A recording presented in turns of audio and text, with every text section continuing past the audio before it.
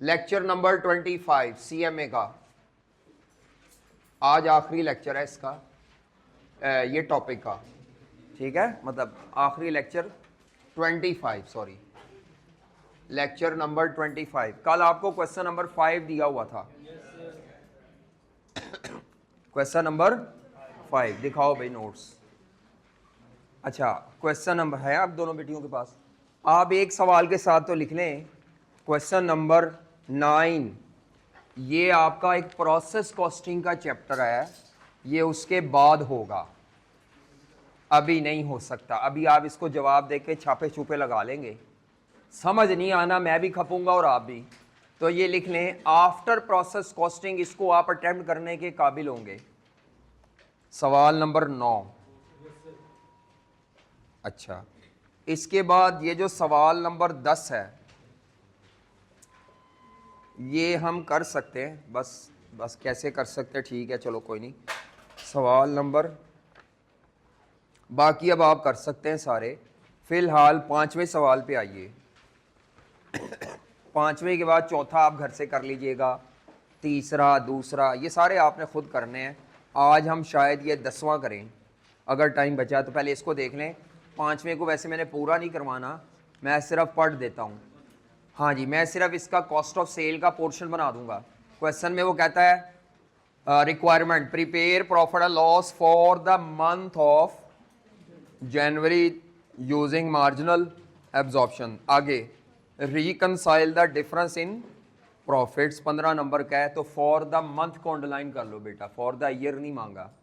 इस सवाल में सारा मंथली डाटा होगा। सारा क्या होगा? मंथली। तो डाटा क्या दिया है? Zulfikar limited makes and sales a single product and has total production capacity of 30,000 units per month. Total production capacity का मतलब नॉर्मल कैपेसिटी नहीं होता, इसका मतलब होता है ज़्यादा से ज़्यादा फैक्ट्री बनाए तो एक महीने में 30,000, ये ज़्यादा से ज़्यादा मैक्सिमम यूनिट है दैट यू कैन प्रोड्यूस। इसका कोई इस्तेमाल नहीं होता, ये ज़्यादातर इन्फॉर्मेशन ही होती है।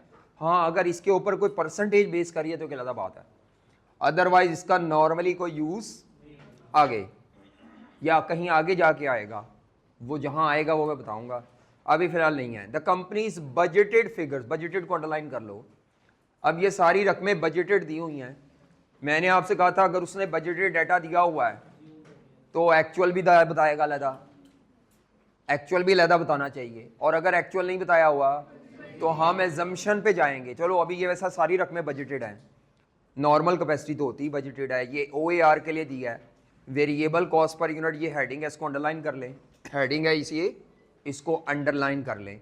तो इसके अंदर वेरिएबल प्रोडक्शन कॉस्ट है 110 रुपये की, और वेरिएबल सेलिंग कॉस्ट कितनी है? 25 रुपये की। ये वेरिएबल कॉस्ट के नीचे थी दो चीज़ें, समझ आ रही है? तो हेडिंग लगाई उसने, आगे कॉलन लगाया हुआ था, शायद यहाँ टाइपिंग करने वाले ने कॉलन नहीं लगाया। कॉलन का मतलब होता है ये चीज़ इसके साथ ही अटैच है। तो वेरिएबल ना भी लिखा हो तो ये इसी तरह ही है, वेरिएबल कॉस्ट पर यूनिट के सामने रकम नहीं ना लिखी तो ये हेडिंग है। इसके नीचे ये असल में वेरिएबल प्रोडक्शन कॉस्ट है, इसमें डायरेक्ट मटेरियल आ चुका है, डायरेक्ट लेबर लेकिन बजटेड वाली वेरिएबल FOH आ चुके हैं। अच्छा आगे चले, आगे वो क्या कहता है? फिक्स्ड ओवरहेड कॉस्ट, ये भी हेडिंग है। तो कौन सी फिक्स है? प्रोडक्शन की फिक्स जो है वो 756 है। एक्चुअल वाली है कि बजटेड वाली है? ऊपर वाली लाइन की वजह से ये बजटेड फिक्स प्रोडक्शन ओवरहेड है। उसके बाद सेलिंग के ये दिए हुए हैं 5,04,000, ठीक है। अच्छा, नीचे एक्चुअल डाटा दिया हुआ है। अब नीचे सारा कौन सा डाटा दिया है? Actual operating data for the month of जनवरी 2008। असल में आपने सारा सवाल जनवरी 8 के लिए करना है। तो बेटा प्रोडक्शन दी हुई है, ये एक्चुअल यूनिट्स प्रोड्यूस्ड हैं, फैक्ट्री में जितने यूनिट बनाए हैं 24,000। कभी अगर यहाँ पे मैं 34 लिख दूं, कितने लिख दूं? तो फिर डाटा गलत होगा, क्योंकि टोटल कैपेसिटी 30 है। You can not produce more than your capacity, ऐसा कैसे हो सकता है? इसीलिए, लेकिन ये डाटा ठीक है, वो बोंगी नहीं है। तो 24,000 एक्चुअल यूनिट्स प्रोड्यूस्ड हैं, सेल यूनिट्स दिए हुए हैं 22,000 रुपए के, और ये एक्चुअल सेल प्राइस दी हुई है, ये सारा डेटा एक्चुअल है। और ओपनिंग स्टॉक के कितने यूनिट्स दिए हैं, तो यूनिट्स का डेटा 3 रकमें तो दी हुई हैं, चौथी रकम मिसिंग है, क्लोजिंग स्टॉक के यूनिट्स मिसिंग है। क्या मेरी बात समझ आ रही है? वर्किंग वन होगी, वर्किंग वन होगी। अच्छा आगे क्या कहता है? सॉरी, कहता है during the month of January variable factory overhead cost exceeded the budget by rupees 1,20,000। अब उसको तो चाहिए था, ऊपर सारी रकमें बजटेड दी हैं, नीचे एक एक एक्चुअल रकम देता, उसने कोई एक एक रकम नहीं दी, सिर्फ एक चीज को कहा है, और वो भी क्या कहा है? Variable factory overheads. वो तो अलहदा नहीं नजर आ रहे, वो कहाँ छुपे हुए हैं? वो जो ऊपर आपको वेरिएबल कॉस्ट में प्रोडक्शन कॉस्ट दी है ना 110 रुपए की, ये बजटेड प्रोडक्शन वेरिएबल प्रोडक्शन, इसके अंदर मटेरियल भी छुपा हुआ है, लेबर भी छुपी हुई है, वेरिएबल एफओएच, तीनों पहले से छुपे बैठे हैं, लेकिन बजटेड फिगर्स पर। अब मुझे इस सवाल, मैं आपकी जगह होता तो इसके आगे कॉलम बनाता एक्चुअल फिगर्स। नॉर्मल कैपेसिटी की तो एक्चुअल नहीं होती, ठीक है। नीचे क्या था? प्रोडक्शन की एक्चुअल निकालता पर यूनिट, वेरिएबल प्रोडक्शन की। सेलिंग की वेरिएबल 25 रुपये है, एक्चुअल नहीं बताई, ख़त्म हो गया सवाल। नहीं बताई तो मैं अब यहाँ पे क्या लूँगा? एजम्पशन। ये सवाल आपकी उस एजम्पशन की बार बार प्रैक्टिस करवा रहा है कि जब बजटेड और एक्चुअल फिगर्स दो सेपरेटली ना दी गई हो तो you are bound to assume कि बजटेड फिगर्स। तो मैं इसके सामने लिखता जाऊंगा, वेरिएबल प्रोडक्शन 110 है, लेकिन मैं 110 नहीं लिखूंगा, एक्चुअल 110 से थोड़ी सी ज़्यादा होगी, क्योंकि उसने कहा एक्चुअल रकम बजट से ज़्यादा है। कितनी ज़्यादा है? वो उसने 1,20 दिया है, तो इसको पर यूनिट पे कन्वर्ट कर ले। अब पर यूनिट पे कैसे कन्वर्ट होगी? पर यूनिट पे कैसे कन्वर्ट होगी? ये प्रोडक्शन कॉस्ट है, वेरिएबल ओवरहेड्स। हाँ जी, 1,20,000 रुपए को पर यूनिट पे कन्वर्ट करना है, तो डिवाइडेड बाय सेल यूनिट्स अगर कोई करेगा तो गलत है। डिवाइडेड बाय सेल क्यों नहीं करना बेटा? ये फैक्ट्री का खर्चा है, और फैक्ट्री के सारे खर्चे जब भी पर यूनिट पे किए जाएंगे तो प्रोडक्शन यूनिट विच इज 24,000, यानी ये टोटल में 1,20 है। अगर पर यूनिट में देखें ना वेरिएबल कॉस्ट एक्चुअल कितनी ज़्यादा है, तो मेरा ख्याल है 1,20,000 डिवाइड बाय 24,000 करना 5 रुपये। ये किससे नहीं निकला था? किस बच्चे से ये 5 रुपये या निकाला या टोटल में ही लिया था? चलो, यानी आपने टोटल में डायरेक्ट ऐड कर दिया था 1,20, फिर उसको डिवाइड किया तो 115 रुपये आ जाता है। अच्छा, टोटल से भी जा सकते हैं, मैं दोनों बता दूंगा, लेकिन चलो फिलहाल मैंने 115 कर दिया उसको। 10 पुराना था बजटेड, बीच में 5 रुपए के increase in variable overhead add करके एक्चुअल कितने आ जाएंगे? 115। जो बच्चे पर यूनिट पे नहीं करना चाहते, जो बच्चे पर यूनिट पे, वो 110 और ये 5 पूंछ निकालने की बजाय वो डायरेक्ट जो भी मेरा वेरिएबल आएगा ना 110 से, उसके अंदर डायरेक्ट 1,20 जमा कर देंगे। आगे चले, बस खत्म सवाल। मैं कॉस्ट ऑफ सेल की प्रेजेंटेशन करने लगा हूँ, बस सारा सवाल मैंने नहीं कराना। ये पॉइंट काफ़ी बच्चों को तंग करता है, सर जी ये क्या है? ये पहला सवाल जो मैंने कराया था ये उसकी डिटो कॉपी है, बस थोड़ा सा उसने ना डाटा टोटल में दे दिया है और वेरिएबल एफओएच जो है वो सामने नहीं दिए। अब नीचे वाली सारी रकमें जो बजट में दी हुई थी ना, उनके सामने एक्चुअल भी सेम लिख लें। क्या लिख लें? यानी कौन कौन सी रकम एक्चुअल सेम आएगी? 110 डिफरेंट आएगा, 25 रुपये एक्चुअल सेम आएगी, ये एक्चुअल प्रोडक्शन ओवरहेड कॉस्ट या एक्चुअल प्रोडक्शन 756 भी सेम आएगी, और एक्चुअल सेलिंग भी कितनी आएगी? 5,04,000। अब एक सवाल में एक और मसला पैदा हो गया है, वो मसला ये है, हमें आज तक जितने भी सवाल आए हैं ना, उनमें जो ओपनिंग स्टॉक के यूनिट्स होते थे उनकी साथ कॉस्ट भी बताई होती थी। यहाँ नहीं बताई गई, तो अब हमें ज़रा वो थोड़ा सा देखना पड़ेगा कि ओपनिंग की कॉस्ट क्या थी टोटल और पर यूनिट एब्जॉर्प्शन में, मार्जिनल में। तो मैं लिखने लगा हूँ जी इस सवाल की cost of sale, cost of sale under, cost of sales under absorption. देख लें सब लोग, छापा नहीं लगाना, तस्वीर ले लेना। Cost of sale under absorption, तो सबसे पहले लिख लेते होते हैं यूनिट्स, रेट पर यूनिट और टोटल कॉस्ट। जी, ओपनिंग स्टॉक के यूनिट्स कितने थे? 2000। ना ये रकम दी हुई है ना ये है, छोड़ दो अभी, कोई मसला नहीं। ऐड करंट प्रोडक्शन कॉस्ट, इसमें पहले क्या लिखते होते हैं? वेरिएबल, और उसने दी हुई है ये हमने 24,000 यूनिट की प्रोडक्शन की। अगर मैं यहाँ 24,000 लिखता हूँ और यहाँ 110 लिखता हूँ तो काम ख़राब है, क्योंकि इसमें एक्चुअल आती है। वो जो 120 का इजाफा हुआ है वो इसके अंदर ले, इधर सामने यूनिट भी वही नज़र आ रहे हैं जिसकी बेस पे पर यूनिट आना है। तो कुछ बच्चे ये नहीं लिखते, वो कहते हैं सर जी हमें, वो ये निकालते हैं 24,000 इंटू 110 रुपये, बाद में क्या जमा कर लेते हैं? पूरा पूरा कितना आता है ये टोटल, वो ये पहले निकालते हैं, ये निकाल ऐसे जमा कर लेते हैं, ये बजटेड आएगी, फिर उसमें जमा 120 कर देंगे। मैं वैसे ऐसे नहीं करता, मैं पर यूनिट निकालता हूँ क्योंकि आगे फ़ायदा होता है। जी ज़रा बताना कितना आता है? 27, बाद में पर यूनिट कन्वर्ट करो 115। ठीक है मेरी साहब, बात समझ आ रही है? मैं वैसे इसका हामी नहीं हूँ, या मैं अगर आपको क्लास में कराता तो मैंने ऐसे नहीं करना था। मैथ की वजह से ये टोटल से पर यूनिट पे चले जाओ या पर यूनिट से टोटल पे चले जाओ, इट इज़ योर डिसीजन। दोनों तरीके ठीक है, दोनों तरीके ठीक है। मेरी बात समझ आ रही है? मैं कैसे करता, ये प्रेजेंटेशन तो आपकी है ना, मैं ऐसे करता कि 110 रुपये पर यूनिट था, जमा 1,20,000 को 24,000 पे डिवाइड करके 110 जमा 5 रुपये 115, बाद में फिर ज़रब देता। ठीक है, मैंने ये करना था, मैंने पर यूनिट पे इसको कर, क्योंकि ये कॉलम पहले है तो मैंने ये प्रेजेंट करना था।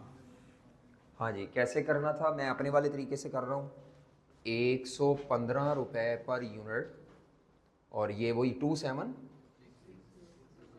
और ये 115 कहाँ से आया? 110 बजटेड था, 1,20,000 रुपये का इजाफा था जनवरी के महीने में, सिर्फ जनवरी के महीने में,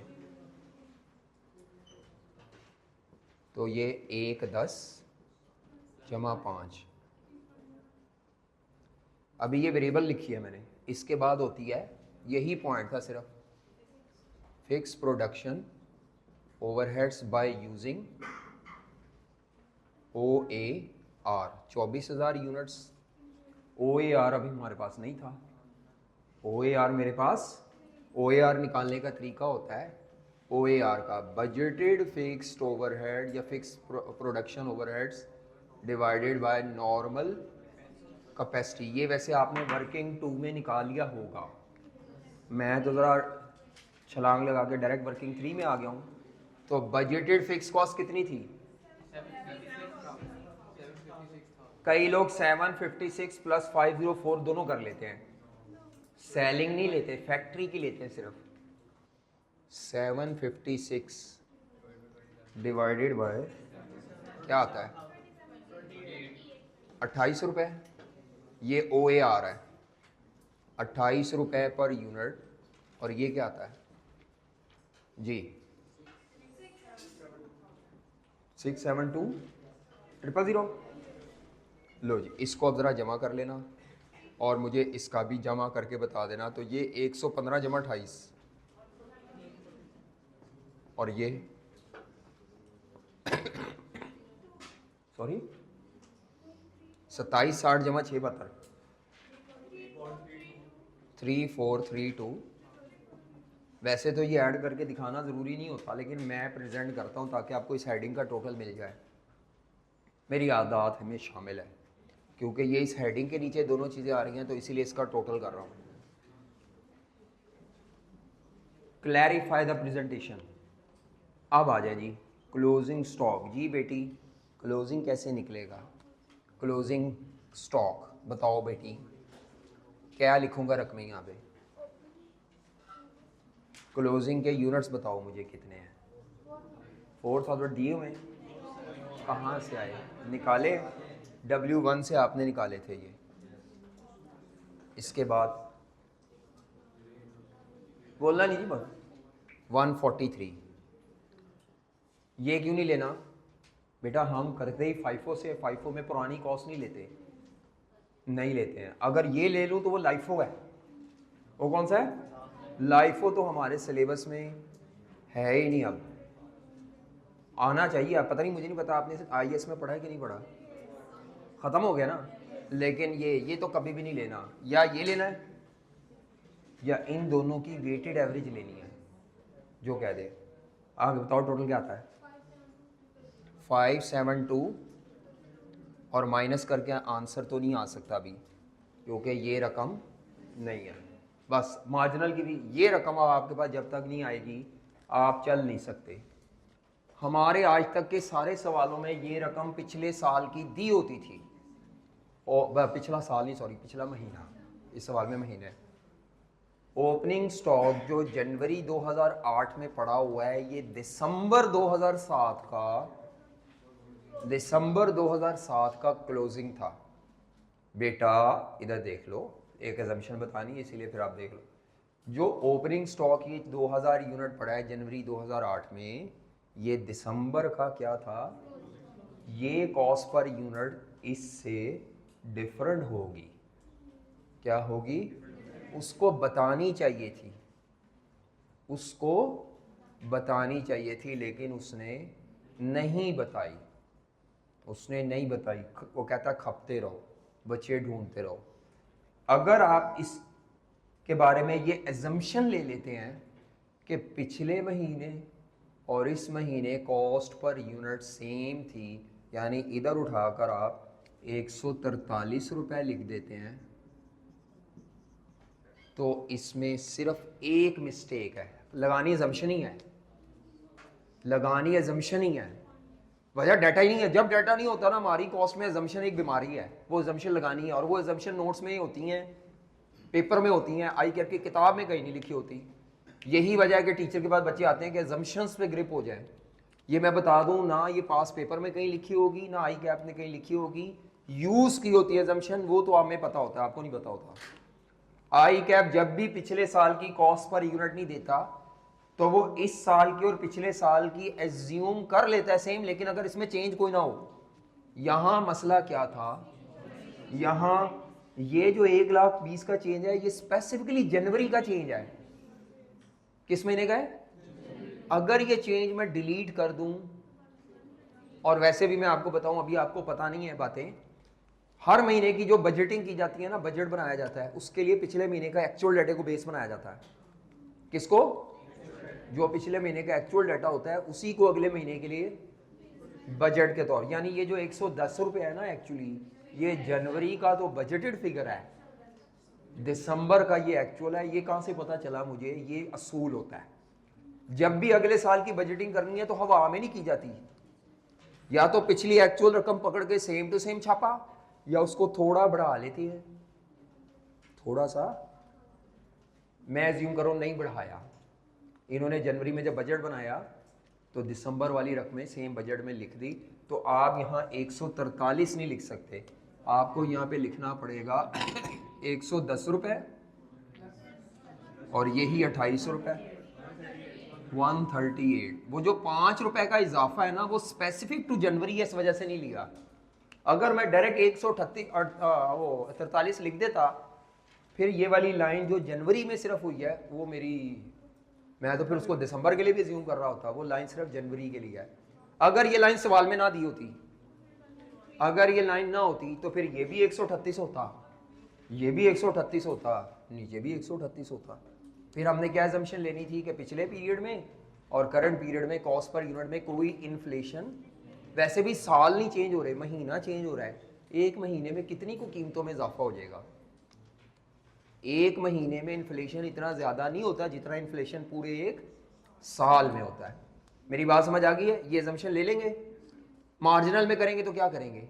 अच्छा, अब ये ओपनिंग आता कितना है? ये एजम्पशन लिया है, क्या एजम्पशन है? इट इज एज्यूम दैट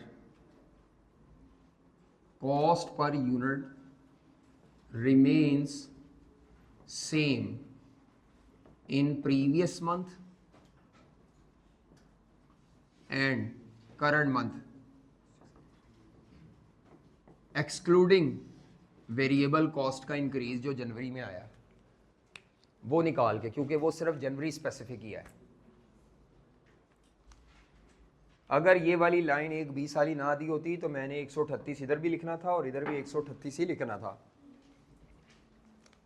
कई बच्चे पता क्या करते हैं, वो कहते हैं सर जी इधर भी 138 लिखें, इधर भी 138 लिखें, लेकिन उस 138 के साथ नीचे 5 रुपये एक्स्ट्रा लिख दें। क्या लिख दें? 5 रुपये एक्स्ट्रा, ताकि आपको पता चलता रहे कि ये 5 रुपये ख़ास तौर पर जनवरी की रकम है। यानी वो कहते हैं नहीं सॉरी, वो कहते हैं 138 लिखें, यहाँ 110 अलहदा लिखें, 5 अलहदा लिखें और 28 अलहदा जमा करके वो 143 ही बन जाएगा। लेकिन एक दिमाग पे अलार्म बजता रहेगा कि ये जो 5 रुपये है ये पिछले महीने की वजह से नहीं है, ये इस महीने इजाफा आया। नहीं तो अगर ये इजाफा ना आता तो पिछले महीने भी 110 होता, इस दफ़ा भी 110। ठीक है, बात समझ आ रही है? नहीं समझ आ रही लोगों को? मेरी तरफ हैरानी से देख रहे हैं। मार्जिनल में क्या होगा? 2000 units into 110,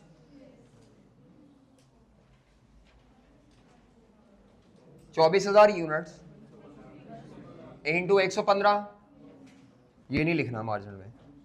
4,000 units into 115, 4,000 unit into 115 जी।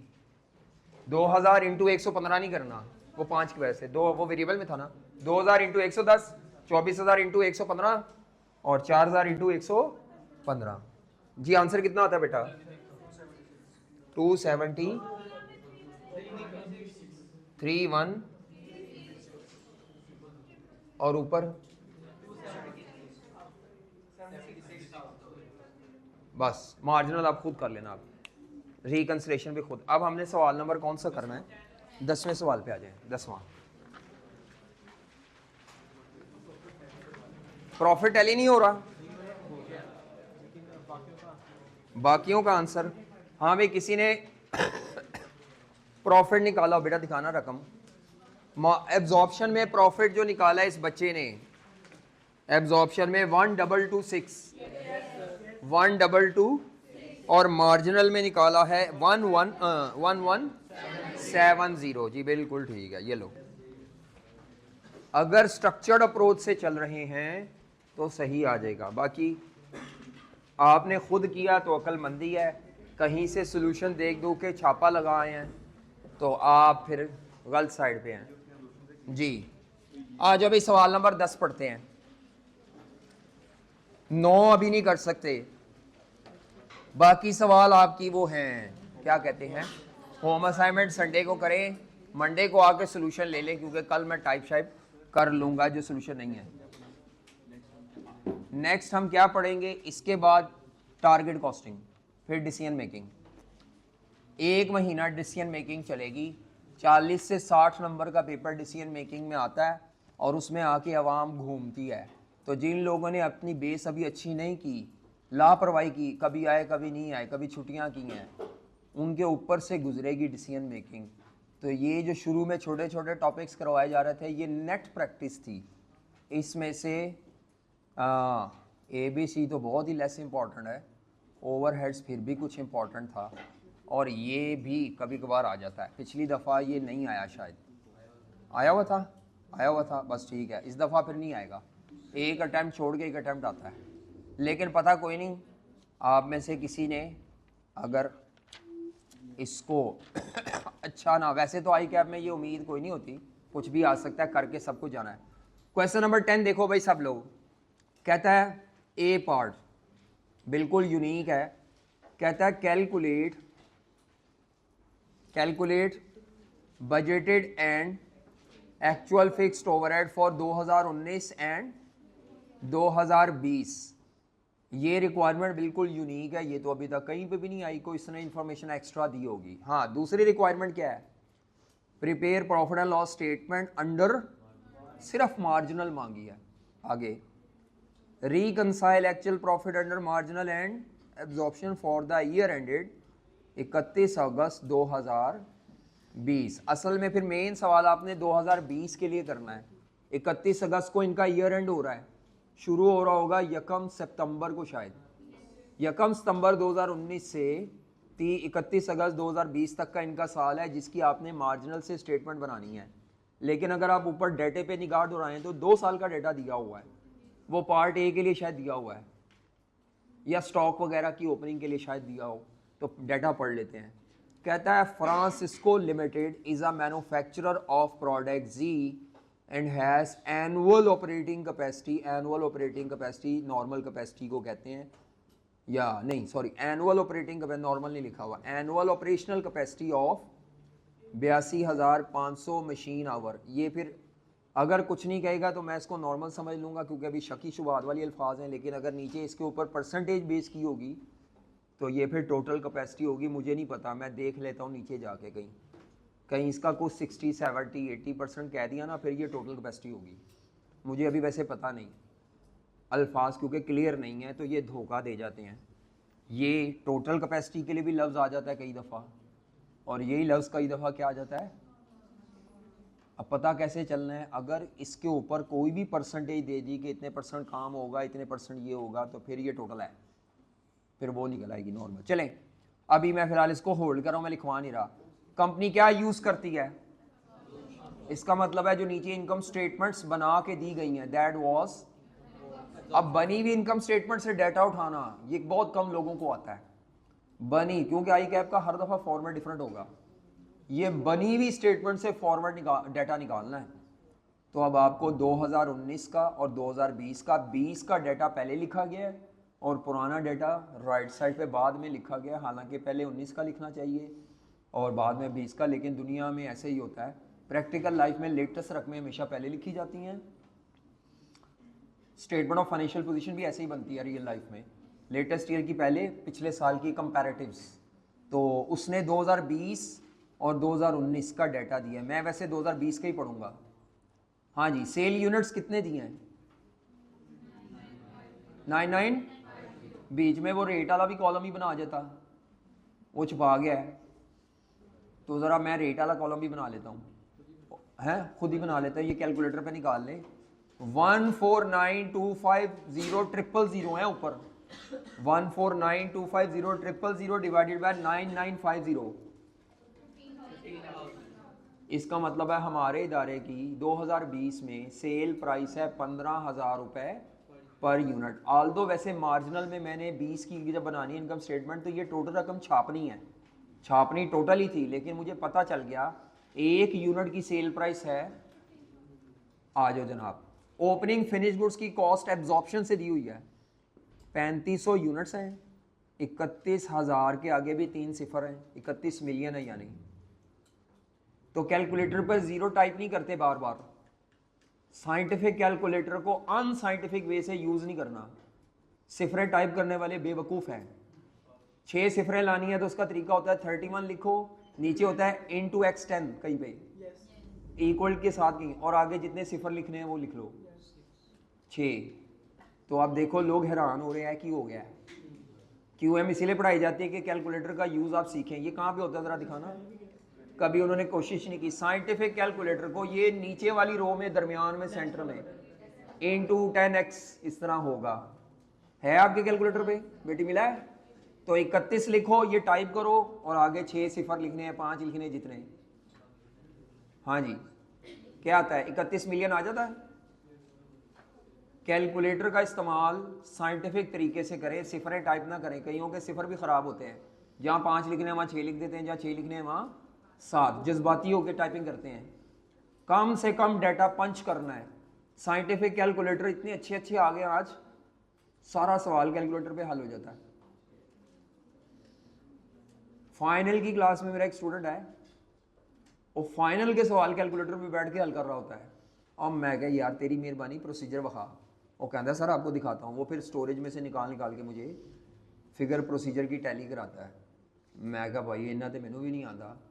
तो वो कहता है सर कोई मसला नहीं, मैंने FSC की हुई है और मुझे FSC प्री इंजीनियरिंग वाले और सही अच्छे टीचर से पढ़ा होगा ना, यानी मैनुअली भी सीखा है उसने और कैलकुलेटर कौन सा है, ये वाला दिखाओ, ये जो अच्छा वाला, ये जो आजकल ये चल रहा है, ये अच्छा वाला ये कैलकुलेटर है। दूसरा भी डबल स्क्रीन वाला चल जाता है, ये जो 900 पता नहीं कौन सा है, ये भी ठीक है, इसमें भी सारे फंक्शन मौजूद है, हमें जितने चाहिए।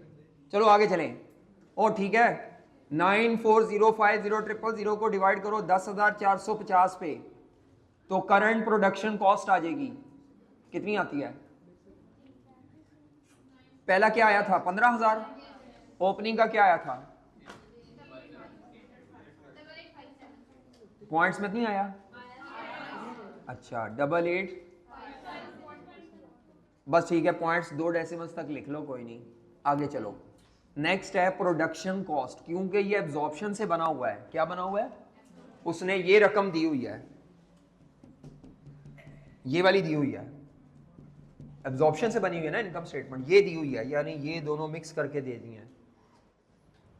अच्छा अब जब मैं निकालूंगा डिवाइड करके तो ये जवाब निकलना, इसमें ये नहीं निकलना। दसो जी की आंदा है, तो 94050000 डिवाइड बाय 10,450, एक यूनिट 9,000 रुपए per unit.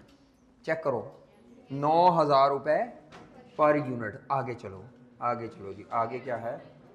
Cost of good sold दे दी, उसको तो मैं पर यूनिट नहीं करूंगा, जीपी को भी पर यूनिट नहीं करूंगा। अंडर ओवर एब्जॉर्ब में ये उसने अंडर लिखा है, अच्छा हम जीपी से ऊपर लिखते हैं, उसने जीपी से नीचे लिख दिया, कोई मसला नहीं, हमारी कॉस्ट में कोई तरतीब इतनी मैटर नहीं करती, आप भी जीपी से नीचे लिख सकते हैं।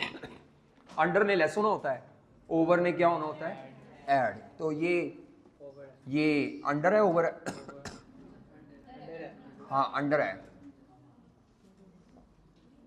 आगे चले, अंडर एब्जॉर्ब ओवरहेड्स आ गए। पिछले साल ओवर एब्जॉर्ब थे, अभी चलो ये 4 लाख के हैं, लेकिन अगर आपने, अच्छा ये पर यूनिट पे नहीं निकलते क्योंकि ये तो प्लस माइनस करके आते हैं, इसके पीछे फॉर्मूला लगा होगा, फिक्स्ड एफओएच एब्जॉर्ब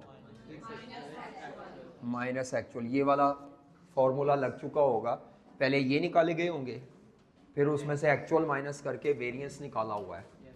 तो ये तो सवाल आपका सारे जवाब देके उल्टी कैलकुलेशन वाला है, इसमें डाटा फाइंड खुद करना है सारा। आगे चलो, इसीलिए थोड़ा टेक्निकल सवाल है। Next, selling admin. Selling admin कितने हैं जी? 20,900 के सेलिंग एडमिन है, 20,900 के। देखेंगे अब ये फिक्स है, वेरिएबल है, लेकिन अगर इसको पर यूनिट पे कन्वर्ट करें तो 20,900 और आगे 3 सिफर कॉमन है, डिवाइडेड बाय यूनिट्स प्रोड्यूस पे कभी नहीं करने, यूनिट सोल्ड पे डिपेंड करते हैं। 9950 लिख लो इसके आगे, 9950, 21.100 समथिंग कुछ इस तरह आ जाएंगे। अच्छा अब मांगा क्या है? कहता है इन बोथ, पिछले साल का भी डाटा ऐसे ही है, वो भी ज़रा पर यूनिट पे कर लो, ज़रूरत पड़ सकती है। पिछले साल का ज़रा करना, पिछले साल की सेल प्राइस क्या थी? मैं नहीं निकाल रहा, आप खुद निकाले पर यूनिट। 1,555,000 थे, 1480 समथिंग कुछ इस तरह। पिछले साल और अगले साल की प्राइस फ़र्क है, पिछले साल 14,000 रुपये कुछ थी, इस दफ़ा 15,000 है। पिछले साल का ओपनिंग स्टॉक कितना था? 20,000 रुपये, 20 मिलियन डिवाइडेड बाय 2500। इस दफ़ा का ओपनिंग कितना है? इस दफ़ा का हमने 8 पॉइंट समथिंग कुछ निकाला था कि 81 पता नहीं, 8857 निकाला था 2020। ये अब कुछ लोग डाटा निकाल नहीं रहे, बैठे हुए मुझे देख रहे हैं, और बाद में खपेंगे कि रकम कहाँ से आ गई सर। अभी मैं डाटे का पोस्टमार्टम कर रहा हूँ कि यार हमें डाटा समझ आ रहा है। और इसी तरह प्रोडक्शन कॉस्ट निकाल लो, 9,775,000 डिवाइड बाई 11,500, तो 2021 में कितनी, उसमें 20 में कितनी थी? इसका मतलब है सारी रकमें तकरीबन चेंज हुई हैं। पिछले साल कम रकमें थी, अगले साल, लेकिन क्लोजिंग की रकम मैच करेगी, क्योंकि जो पिछला क्लोजिंग होता है वही अगला ओपनिंग बनेगा। चेक करो ज़रा, वो रकमें जो सेम है 31 मिलियन तकसीम 3500, वो तो वही निकल आएगा। ठीक है, नेक्स्ट ओवर एब्जॉर्ब्ड है पिछले साल। अच्छा, पिछले साल पर यूनिट सेलिंग क्या निकली थी? 22,475 डिवाइडेड बाय 22,475 पे 3 सिफर भी हैं, डिवाइडेड बाय 10,500 यूनिट्स, जो भी आता है वो अब आप लिख लें। अब नीचे हम डाटा पढ़ रहे हैं। हमसे वैसे जो हमारा इस चैप्टर का पार्ट है वो पार्ट बी सी है, ए नहीं है हमारा इस चैप्टर का। ये बिल्कुल एक जर्नल रिक्वायरमेंट है। ए पार्ट इस चैप्टर का नहीं है, बल्कि वो किसी भी चैप्टर का नहीं है, वो कॉमन है, कॉमन सा पार्ट है, और उसके बगैर शायद बी और सी का कुछ डाटा मुकम्मल ना हो। चलें, क्या कहता है क्वेश्चन में, in both years the actual and standard machine hour usages per unit are. दोनों सालों में जब आप एक यूनिट बना रहे हैं ना मशीन पे, तो एक यूनिट बनाने पे बजटेड, स्टैंडर्ड मतलब बजट प्लान के मुताबिक, और एक्चुअल कितने घंटे हैं? 6 घंटे हैं। However standard machine usages was 80% and 82% of operational capacity. ये अब आपकी नॉर्मल कैपेसिटी आ गई कि वो ऊपर जो आपको टोटल कैपेसिटी थी यूनिट्स में नहीं दी हुई थी। इस सवाल में एक और मसला आ गया, सारे सवालों में कैपेसिटी यूनिट्स में होती थी, इस सवाल में फैक्ट्री की कैपेसिटी मशीन, कोई मसला नहीं, कुछ नहीं होता। जहाँ मैं रेट के नीचे यूनिट्स लेता था नॉर्मल कैपेसिटी, अब घंटे ले लूँगा। तो बेटा 82,500 का ज़रा 80% करना, 66,000 machine our was normal capacity for the last year. 2020 की क्या होगी?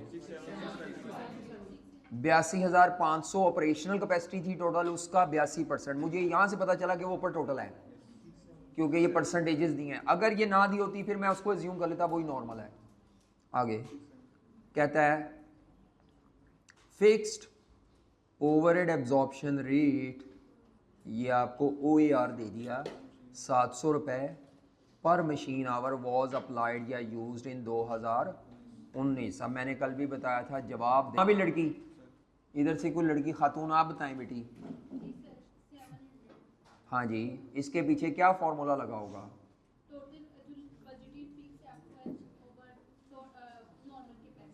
अच्छा, तो इसमें से कौन सी रकम दी हुई है? वो कितनी है? हाँ गुड, शाबाश। इसका मतलब है ये बच्ची सही बता रही है कि हमें उसने 2019 की का क्या दिया हुआ है? फिक्स्ड OAR, जिसका फॉर्मूला क्या होता है? Budgeted total fix cost divided by, लेकिन यहाँ नॉर्मल कैपेसिटी घंटों में है, ये चल ही नहीं रहा मार्क जी। नॉर्मल कैपेसिटी घंटों में है, यूनिट्स में नहीं है। ये फ़र्क है थोड़ा सा। तो ये 700 रुपये पर मशीन आर दिया है, ये रकम नहीं है, और ये इन्होंने कहा है 82,500 का 80%, 66,000, 66,000 मशीन आवर। जी 46 आ गया। ये हमारी पहली रिक्वायरमेंट पूरी हो गई है, आधी। पहली रिक्वायरमेंट में क्या मांगा हुआ था? Calculate budgeted and actual fixed overhead. अच्छा, एक्चुअल भी निकाल लें। चलो फिलहाल अभी हमने 2019 के बजटेड तो निकाल लिए हैं। मुझे नहीं पता था ये रेट से निकलने हैं, वो तो मैंने रेट को रिवर्स किया। तो मेरी आदत है जब भी किसी चीज़ का जवाब दिया बैक ज़रूर जाओ, डाटा मिसिंग निकाल लो, ज़रूरत है नहीं है। ये हमें ए पार्ट का जवाब में नज़र, इसको नीट करके करेंगे, अभी मैंने गंदा मंदा सा किया है। आगे चलो, आगे क्या दिया है? Company revises its fixed overhead absorption rate each year. Company हर साल फिक्स्ड ओवरहेड को रिवाइज करती है, यानी जो पिछले 2019 में रेट था ना, 2020 में वो रेट नहीं होगा। अच्छा, रिवाइज करने के लिए वो इस्तेमाल क्या करती है? On the basis of prior years actual fixed overhead expenditure. इस लाइन का मतलब ये है कि जो पिछले साल के एक्चुअल खर्चे होंगे ना फिक्स के, अगले साल उस टोटल अमाउंट को इसमें बजटेड के तौर पे इस्तेमाल कर लेती है कंपनी। ये बात तो अभी मैं थोड़ी देर पहले भी बता कर आया था कि नए साल का बजट बनाने के लिए इदारा पिछले साल की एक्चुअल रकमों को बेस करता है। ये लाइन उसने खुद लिखी है। तो अब आपको अगर 2020 का बजटेड चाहिए होगा ना, उसके लिए आपके पास 2019 का बजटेड नहीं, वो होना चाहिए। अब वो एक्चुअल कैसे आएगा? बस सवाल ख़त्म। अब बच्चे खपते रहते हैं सर जी एक्चुअल किधर से लाएं, 2019 का एक्चुअल किधर से लाएं, 20 का एक्चुअल किधर से लाएं, बजटेड कहाँ से लाएं। देखें जी, हमें वेरिएंस का जवाब दिया हुआ है, बैकवर्ड सॉल्व करें। वेरिएंस का जवाब दिया हुआ है, क्या दिया हुआ है 2019 में? ओवर दिया अंडर दिया है? तो इसके पीछे लगा होता है formula fixed FOH absorbed minus इसके अंदर छुपे हुए एक्चुअल। अब ये छुपा हुआ वही बंदा ट्रेस कर सकता है जिसको रेट का वेरिएंस का फॉर्मूला पता है। असूल है, जिस चीज को हम निकालते थे वर्किंग करके, अगर उसका जवाब दे दिया तो आई कैप चाहेगा कि बच्चा बैक कैलकुलेशन करे। ये आर्ट है जो आपको इस चैप्टर से सीखना है और वो पता नहीं बार बार कॉस्ट में आएगा। मैं कहूँगा जब जवाब दिया होगा बैक कैलकुलेशन करो, बैकवर्ड।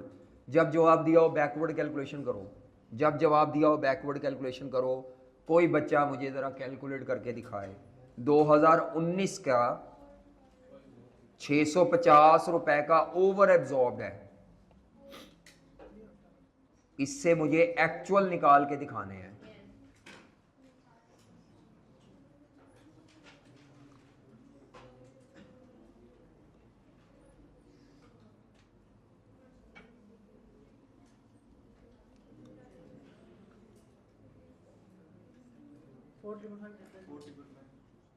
फोर चलो देखते हैं।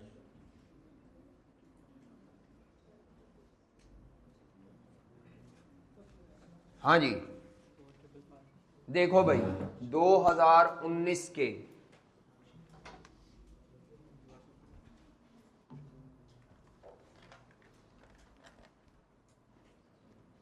जी बेटा 2019 का वेरिएंस क्या दिया हुआ है?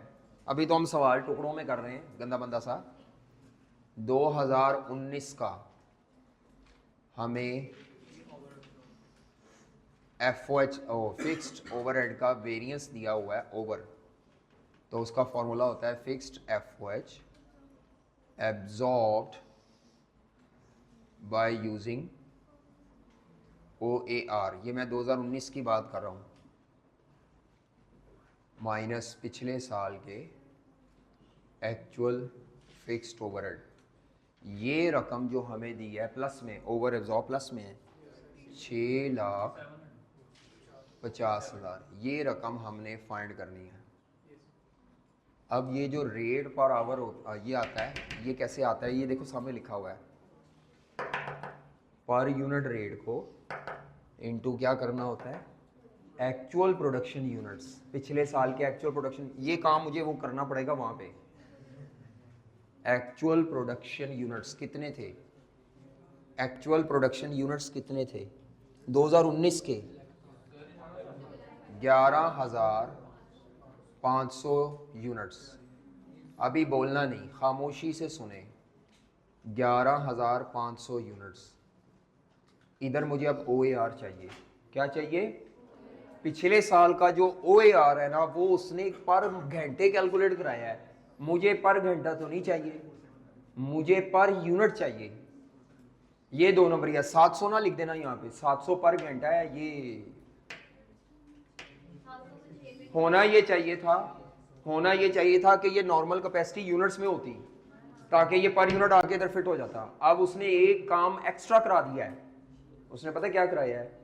Budgeted total divided by budgeted machine hour rate 700 रुपये 1 घंटे का है। तो 1 घंटे की चीज़ को 1 यूनिट में कन्वर्ट करना बेसिक्स में पढ़ाया हुआ है मैंने।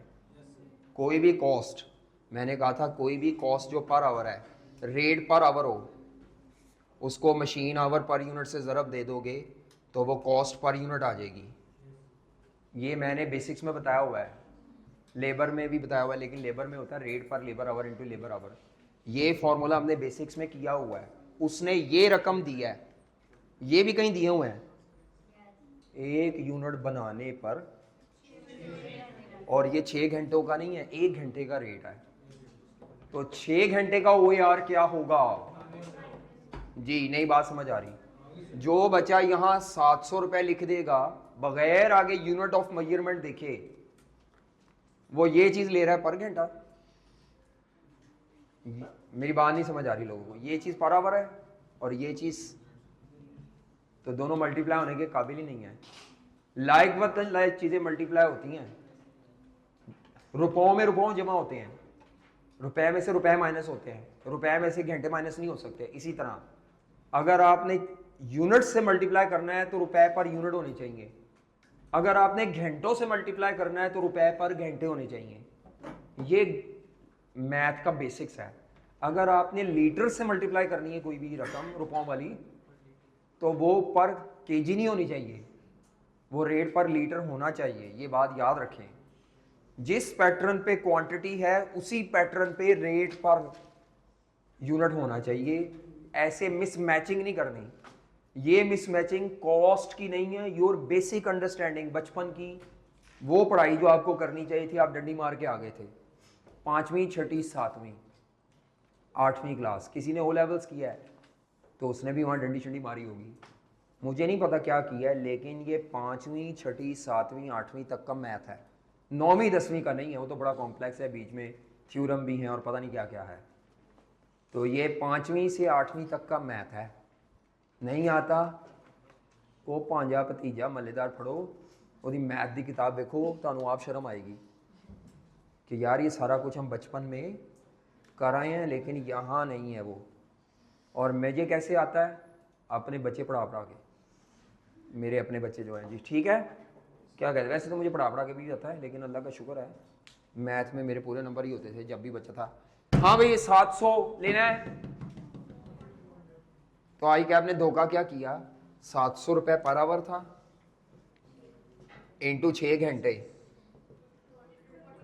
ये अब हमारा फाइनल OAR है, यही हर जगह इस्तेमाल होना है।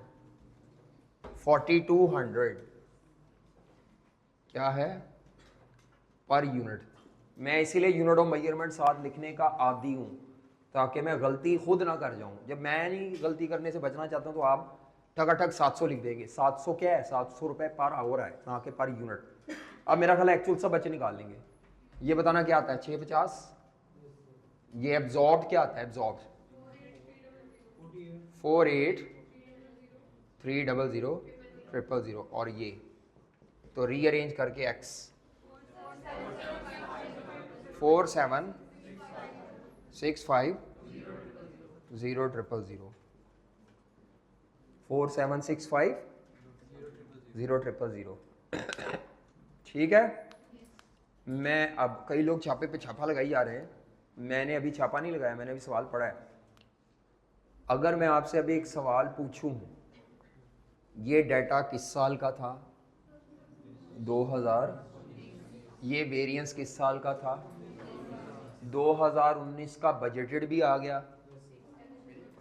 लिखते हुए सीक्वेंस यही होगा, पहले ये लिखेंगे 2019 का एक्चुअल भी आ गया, 2020 का बजटेड भी आ गया, क्योंकि उसने कहा था जो 2020 का 19 का एक्चुअल होगा वो 2020 का बजटेड होगा। यही 2020 का बजटेड है, ना इसको कम करना है ना बढ़ाना है, यही चुप के जब बजट पा दो।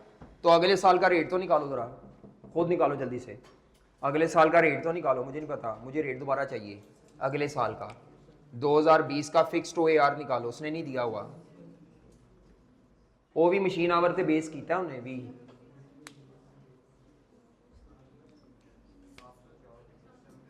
$700 पॉइंट्स में आएगा, पॉइंट्स में आ रहा है तो पॉइंट के बाद कम से कम 2 डेसिमल ले लो।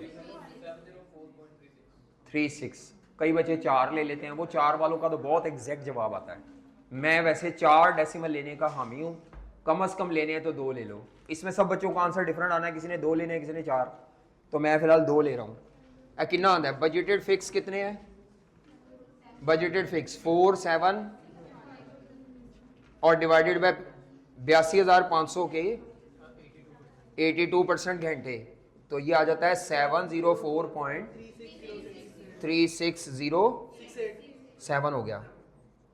मैं 4 डेसिमल तक लिखता हूँ, जब इस तरह का पलंदा आ जाए पूरे कैलकुलेटर की स्क्रीन ही भरी हुई है तो 4 डेसिमल्स तक, कम से कम 2 लिखने हैं, ज़्यादा से ज़्यादा 4, और मैं 4 ही लिखता होता हूँ।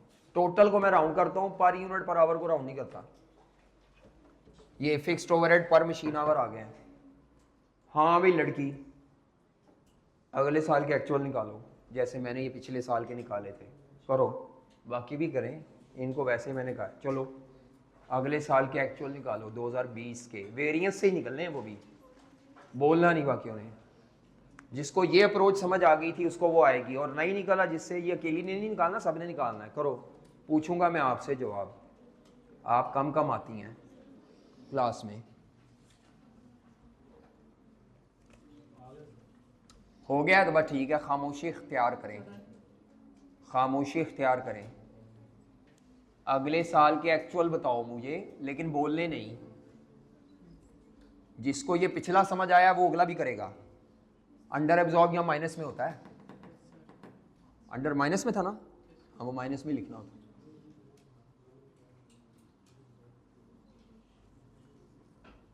हाँ जी, और इनको करने तो बताना ना बेटी, साथ वाली बच्ची, इनको ना बताना, करने दो इसको, कोई नहीं, गलत होगा, कोई मसला नहीं है, आंधी उंधी कोई नहीं है। नहीं निकला, निकला है। अच्छा, ए पार्ट करना ही मसला था, बी सी लोग छाप लेते हैं, उसमें तो मार्जिनल से बनानी है, 5 मिनट में लोग बना लेते हैं जी। तो जिन्होंने ये कर लिया वो मार्जिनल से बनाओ, बैठना नहीं। मेरा साहब है, मेरे ख्याल से नहीं निकला। क्या जवाब निकला है? 4 4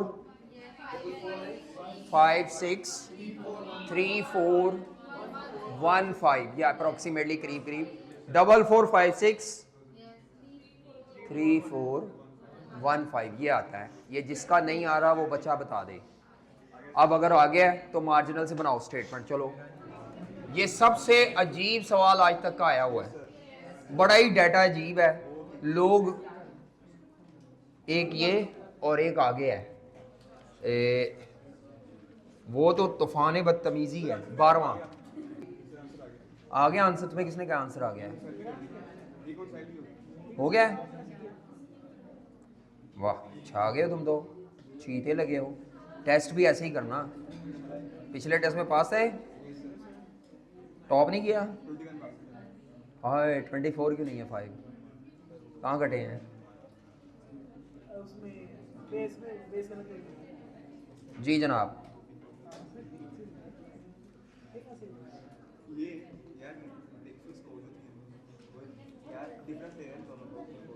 चलो भाई,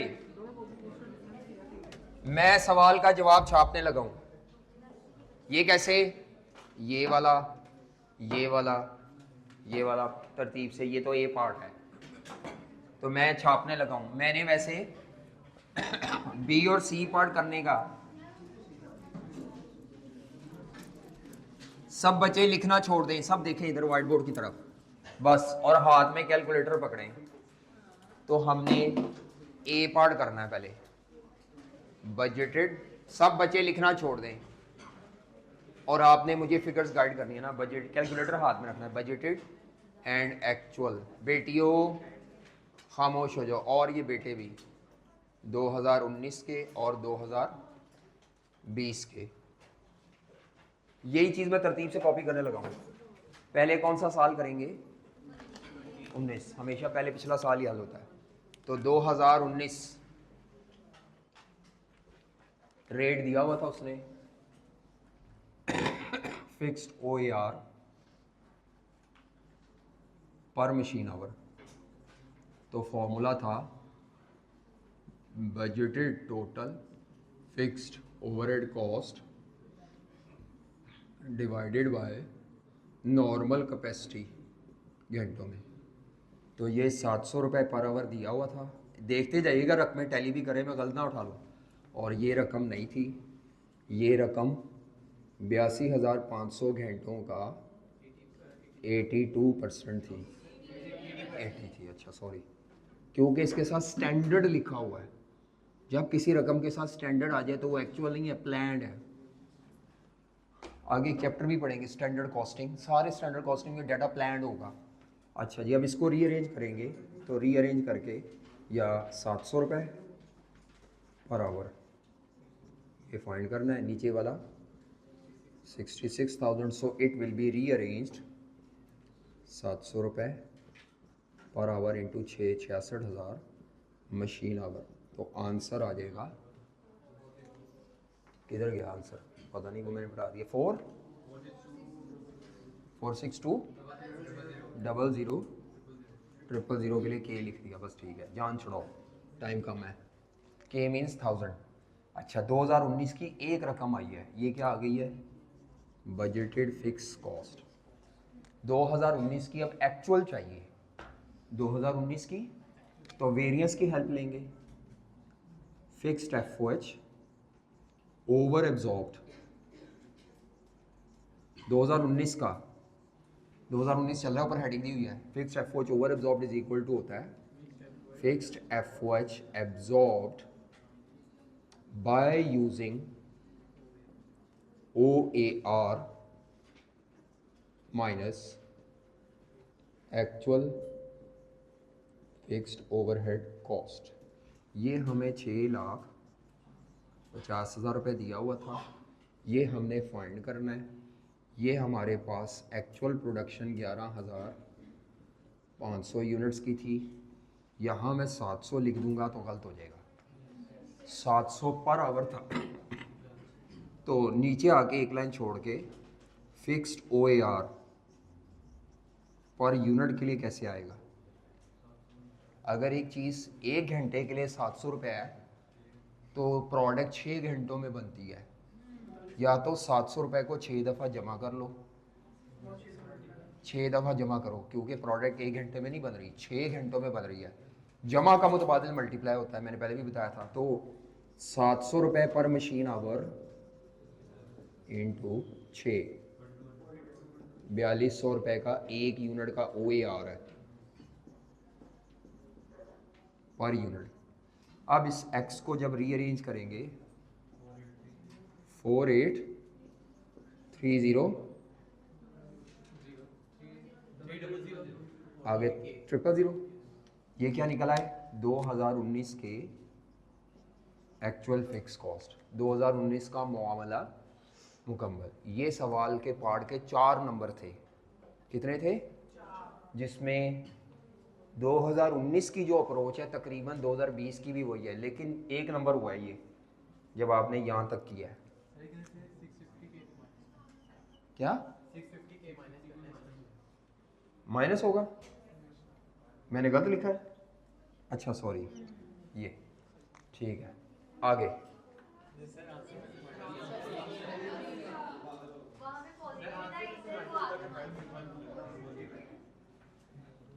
और मुझे जवाब चेंज है उधर, अच्छा ठीक है, मैं नहीं स्टेप कर रहा भाई, जवाब आ गया ना, गलत है जवाब, फाइनल आंसर दसो। मैं तो डायरेक्ट एक्स लिख रहा सही, 4765 ए जवाब है, मैं डायरेक्ट कर रहा है, इन्हें तो इजाज़त दे दो। हाँ जी, वो एक्स उक्स इधर उधर ले जाके जो करना था। अब आ जाए जी 2020 के लिए, यही प्रोसीजर रिपीट करने की कोशिश मैं कर रहा हूँ। 2019 का जो एक्चुअल था, उसने कहा था पिछले साल का जो एक्चुअल होगा वो अगले साल का बजटेड, तो actual fix cost of 2019 equal to budgeted fix cost of 2020 as per statement of the question. तो इसीलिए फिर मेरे अगले साल के बजटेड फिक्स कॉस्ट क्या आ जाएंगे 2020 के 47, ये सबसे आसान मुफ्त के नंबर हैं, ये वाला एक नंबर सबसे आसान है, ये एक नंबर, दूसरा ये नंबर, तीसरा ये है, ये तीसरा नंबर बड़ा आसान है। उसके बाद 2020 के एक्चुअल रह गए हैं, 2020 के एक्चुअल रह गए और इसी तरह वेरिएंस दोबारा हल करेंगे। Fixed FOH under absorbed is equal to, हाँ जी क्या है जी, फिक्स्ड FOH एब्जॉर्ब्ड, सब लिखना छोड़ दें, तस्वीर ले लीजिएगा, बाय यूजिंग घर जाके लिख लीजिएगा, क्योंकि आप लिखने लगेंगे तो आपका फोकस हट जाना है। बाय यूजिंग OAR, ये मैं 2020 के लिए कर रहा हूँ, माइनस ये रकम उसने दी हुई थी -4 लाख, ये फाइंड करनी है। सेम अप्रोच, यहाँ 11,500 यूनिट्स थे, अगले साल हैं 10,000 यूनिट्स। अगले साल का रेट पर यूनिट नहीं है, ये तो पिछले साल का था, इसी तरह अगले साल का रेट भी निकालें। अगले साल का फिक्स्ड OAR क्या आएगा तो फिक्स्ड OAR पर मशीन आवर ही आना है 2020 का।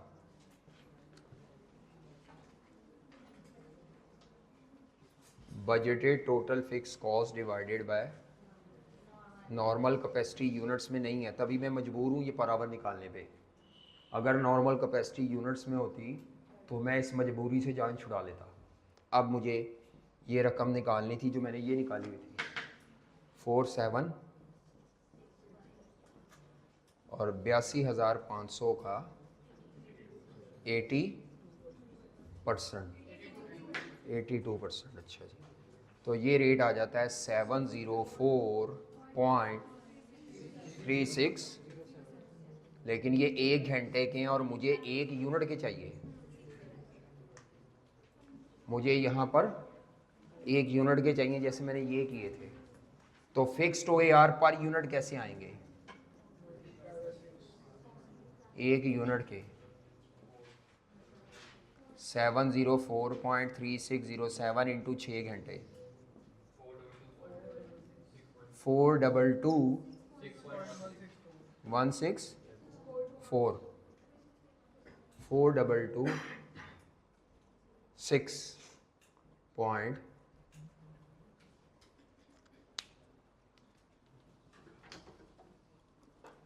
हाँ जी 422,6.164 इंटू ये, तो x बताओ फाइनल आंसर। जो ये रकमें मैंने लिखी हैं इसके मुताबिक, जो रकमें मैंने लिखी हैं 4415 या 6, जो रकमें मैंने लिखी हैं उसके मुताबिक, ठीक है। अब आपने जब मार्जिनल कॉस्टिंग पे आना है, फॉर्मेट तो मैं नहीं बना रहा, मैं सिर्फ कॉस्ट ऑफ सेल निकालने लगा हूँ। पहली वर्किंग नहीं होगी सवाल में, क्यों नहीं होगी, 2020 का करना है बस। ये पार्ट ए हो गया है, अब पार्ट बी, इनकम स्टेटमेंट का फॉर्मेट नहीं बना रहा, टाइम ख़त्म हो गया हुआ है। तो बस अब मैं ज़रा आपको साथ वो करने के लिए कि चलो पता लग जाए। तो वर्किंग 1 नहीं होगी, working 2 product cost per unit, वो तो सीधी सीधी हमारे पास मौजूद है। प्रोडक्ट कॉस्ट पर यूनिट, ये देखें working 2 product cost per unit, उसमें होता है direct material cost, direct labour cost, तो ये आ जाती है variable production cost per unit जो कि मार्जिनल के लिए होती है, plus fixed FOH OAR per unit, ये आ जाती है फुल 2020 की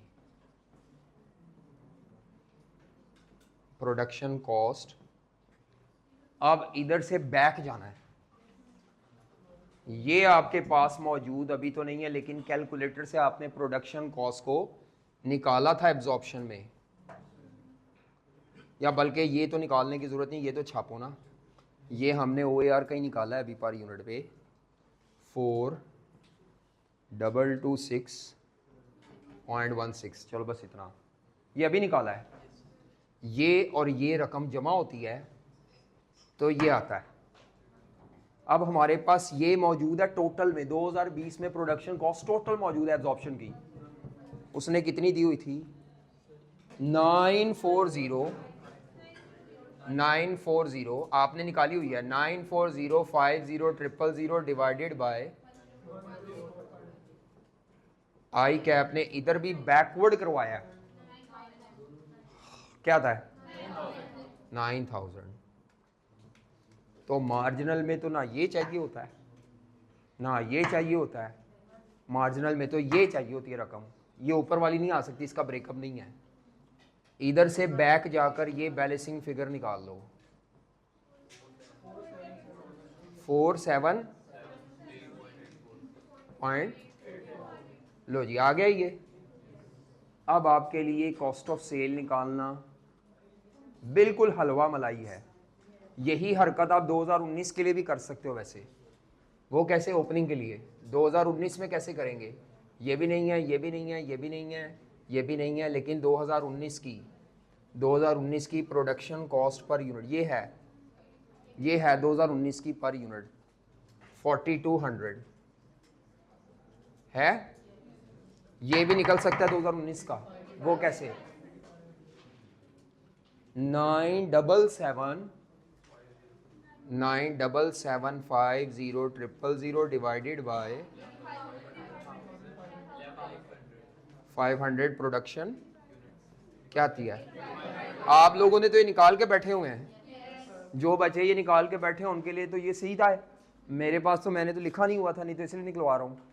ये आपने कॉपी किया हुआ था क्योंकि ये स्टेटमेंट एब्जॉर्प्शन से बनी हुई है, तो इसमें जो भी पर यूनिट आ रहा है वो ये वाला जवाब है।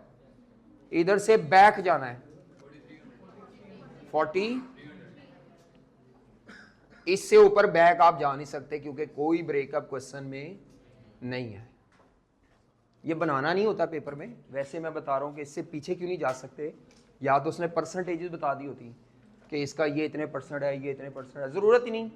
मार्जिनल में ये रकमें इस्तेमाल होनी है, ये ओपनिंग के लिए इस्तेमाल होनी है, ये क्लोजिंग के लिए इस्तेमाल होनी है, या करंट प्रोडक्शन कॉस्ट। बस अब आप खुद करेंगे इसको।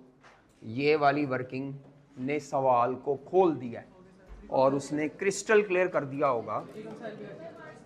जी होमवर्क क्या है, सारे सवाल जो रह गए हैं, क्वेश्चन नंबर 2 नहीं 12वें सवाल में ना बजटेड इनकम स्टेटमेंट है।